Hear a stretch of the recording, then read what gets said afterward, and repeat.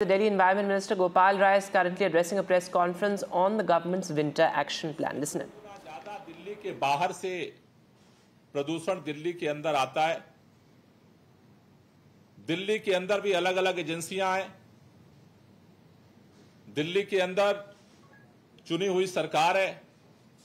दिल्ली के अंदर केंद्र सरकार की तरफ से लेफ्टिनेंट गवर्नर साहब हैं।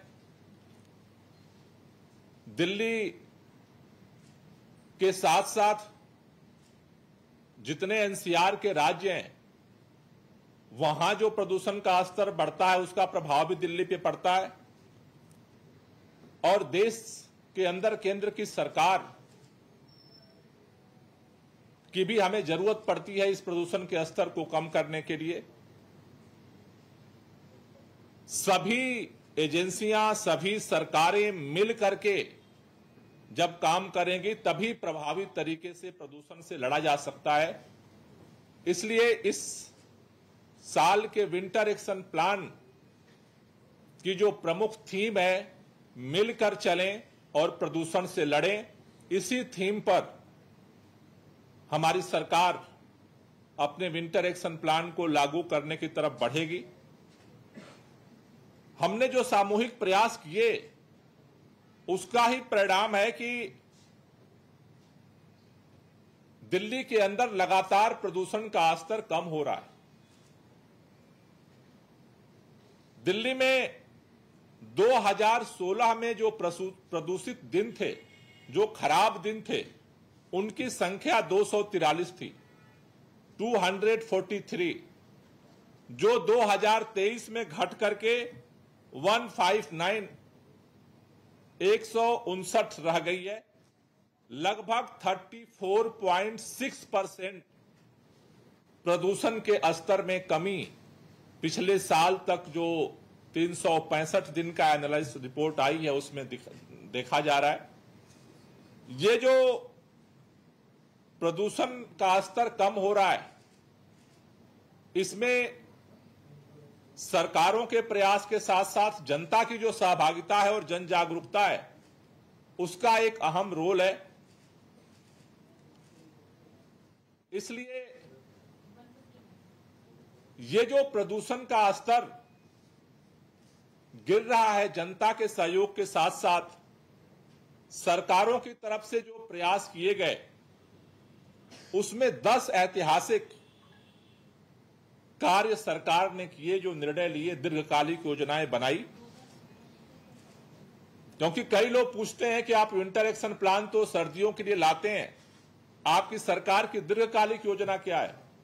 सरकार की निरंतर कार्य प्रणाली की वजह से, निर्णयों की वजह से, कामों की वजह से ही हम ये 34% से ज्यादा प्रदूषण का स्तर कम करने में सफल हुए। ये जो प्रमुख 10 कार्य जिसको सरकार ने इंप्लीमेंट किया है और जिसका परिणाम हमें दिख रहा है, जिसमें सबसे पहला है वृक्षारोपण अभियान। दिल्ली के ग्रीन बेल्ट को बढ़ाने में दिल्ली सरकार और दिल्ली की सभी एजेंसियों के साथ मिलकर के जो हमने काम किया, ये सबसे बड़ी उपलब्धि है जिसने प्रदूषण के स्तर को कम करने में हमारी मदद की है। दिल्ली के अंदर 2013 में जो 20% ग्रीन बेल्ट था वो 2021 तक 23.06% हुआ है। और सबसे बड़ा अचीवमेंट पिछले 4 साल में हमने हासिल किया। पिछले चुनाव के दौरान दिल्ली के मुख्यमंत्री अरविंद केजरीवाल जी ने उस समय ऐलान किया था, 10 गारंटी दी थी दिल्ली के लोगों को। उनमें से एक गारंटी थी, अगले 5 साल में 2 करोड़ पेड़ पौधे दिल्ली में लगाए जाएंगे। ये 4 साल में ही हमने इस लक्ष्य को हासिल किया और जिसका परिणाम यह है कि प्रदूषण को स्तर को कम करने में हमें सफलता मिली है। दूसरा, जो हमने ट्री ट्रांसप्लांटेशन पॉलिसी दिल्ली सरकार ने बनाई, उससे वृक्षों के ट्रांसप्लांटेशन में हमें काफी सफलता मिली है। जो पेड़ पहले काटने ही पड़ते थे, उन पेड़ों को काटने की जगह हमें उनको ट्रांसप्लांट करने में सफलता मिली है। तीसरा, जो सबसे बड़ा कारण जिसकी वजह से प्रदूषण को स्तर को कम करने में हमें सफलता मिली, दिल्ली के अंदर शुरू से ही पब्लिक ट्रांसपोर्ट है, लेकिन आज पहली बार 7,545 बसें दिल्ली की सड़क पर हैं।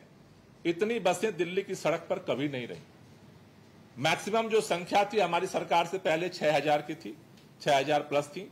अब वो बसों की संख्या 7,545 बसें हैं, जिनमें से लगभग 2,000 इलेक्ट्रिक बस को दिल्ली की सड़कों पर उतारने में सरकार सफल हुई है। देश के अंदर कोई ऐसा राज्य नहीं है, कोई ऐसा शहर नहीं है, कोई ऐसा महानगर नहीं है जहां पर 2,000 इलेक्ट्रिक बस चलती हो, चाहे वो कितना बड़ा स्टेट हो।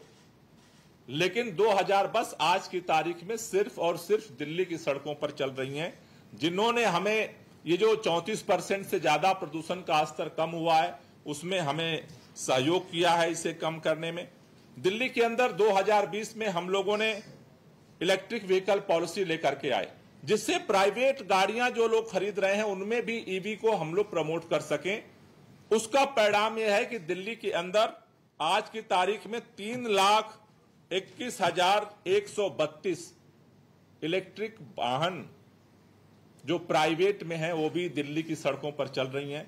धीरे धीरे पूरे दुनिया के अंदर ये प्रयास हो रहे हैं, लेकिन इतने बड़े स्तर पे लोगों का रुझान डीजल और पेट्रोल की गाड़ियों को छोड़ करके सड़क पे आने का नहीं दिख रहा है कहीं। सबसे पॉजिटिव ट्रेंड दिल्ली के लोग इसमें दिखा रहे हैं, इसके लिए मैं दिल्ली के लोगों को बधाई भी देना चाहता हूं। पांचवा जो पॉइंट जिसने सबसे ज्यादा महत्वपूर्ण रोल प्ले किया, हम सब जानते हैं कि दिल्ली के अंदर हॉट स्पॉट्स डेवलप हुए और उससे नॉर्मल जो हमारे मॉनिटरिंग स्टेशंस हैं उनका एक यूआई लेवल जब 200 होता है, हॉट स्पॉट पे वो 300 350 पहुंच जाता है। हमने हॉट स्पॉट्स पे काफी फोकस तरीके से काम शुरू किया, मॉनिटरिंग शुरू की और उसका भी परिणाम हुआ है कि इस दिल्ली का प्रदूषण स्तर को कम करने में हमें सफलता मिली है। छठा जो सबसे ऐतिहासिक काम दिल्ली सरकार ने किया, जो सीएक्यूएम लगातार कोशिश कर रहा है लेकिन किसी भी राज्य में वो अचीवमेंट हासिल नहीं हुआ, दिल्ली के अंदर 1,959 पंजीकृत इंडस्ट्री है। 100% दिल्ली सरकार ने उसे प्रदूषण मुक्त फ्यूल पे चेंज किया है। आज पीएनजी पे सारी इंडस्ट्री दिल्ली के अंदर संचालित हो रही है, जिसने इस प्रदूषण के स्तर को कम करने में हमारी मदद की है। सातवां जो सब ऐतिहासिक फैसला जो हमने किया और उसका इंपैक्ट हमें दिखा है वो है 24/7 बिजली की गारंटी। इसके पहले दिल्ली के अंदर जो पूरा जनरेटर का साम्राज्य था, खासतौर से मार्केट में, उससे हमें मुक्ति मिली है। All right, so the Delhi Environment Minister addressing a press conference there. Well, remember, in the past 5 years, we have seen almost every year the Aam Aadmi Party comes out with a winter action plan. Gopal Rai, in fact, enlisting measures that have been taken in the past. Remains to be seen if they come up with any radical measures this year around or not. While he says that pollution levels have gone down 34%, some perspective here. What's important is that we must not forget that the AQI in peak pollution season is in the red zone, in the dark red zone, and the PM 2.5 levels. Now, PM 2.5 is that micropollutant that causes cancer, still remains to be 80 to 90 times the safe limit as set by the World Health Organization. So that is what is important. Pollution level going down 34% doesn't really, make a difference to the effect that, the toxic cancer-causing pollutants have on the health of the national capital. So, that perspective is important when we look at the pollution levels in the national capital. What Gopal Rai is also talking about is a macro picture. The 34% decline is a macro picture of the pollution in the national capital and not, what it actually does to your health, which is actually indicated by the PM 2.5 levels. Let me go across to my colleague Ishika Verma, in fact, who's joining us live. So, Ishika, you know, it's more like same old, because every year we see the Aam Aadmi Party government comes out with the winter action plans, but on the ground it doesn't really make any difference, because last year as well we saw that even though pollution levels may have declined, you know, the PM 2.5 levels, the toxic pollutants, were still almost 80 to 90 times the safe limit set by the WHO. And if all the studies are to be believed, this year as well, the prediction is that the PM 2.5 levels will you know, be the same. Well, yes, in fact, Vedant, you know, as you rightly mentioned, it is the same story every year when it comes to the winter pollution here in the national capital. The PM 2.5 levels, in fact, continue to be on, you know, risk alert for the citizens here.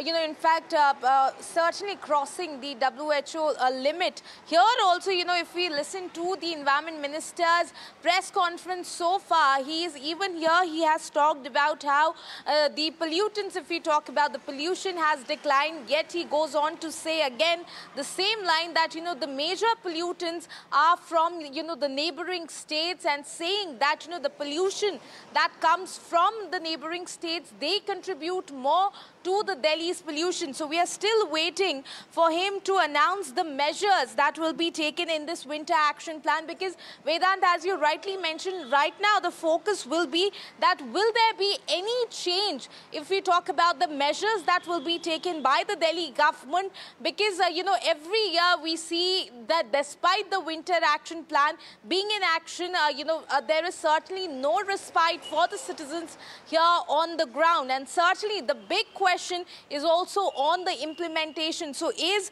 you know, will Gopal Rai be talking about that as well? Well, certainly we are in fact waiting for his comments on that as well. Over to you.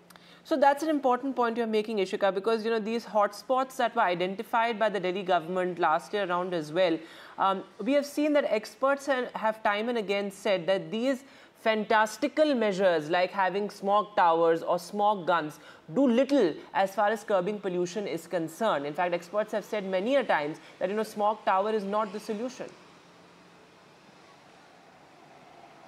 Well, yes, Vedant, in fact, you know, if we talk about the experts, if we talk about the studies that have been done, you know, they certainly say that the smog towers are not the permanent solution to this pollution problem here in the national capital. It is more like a temporary solution. And the experts, in fact, have time and again advised the Delhi government also to look into, you know, more of a permanent solution.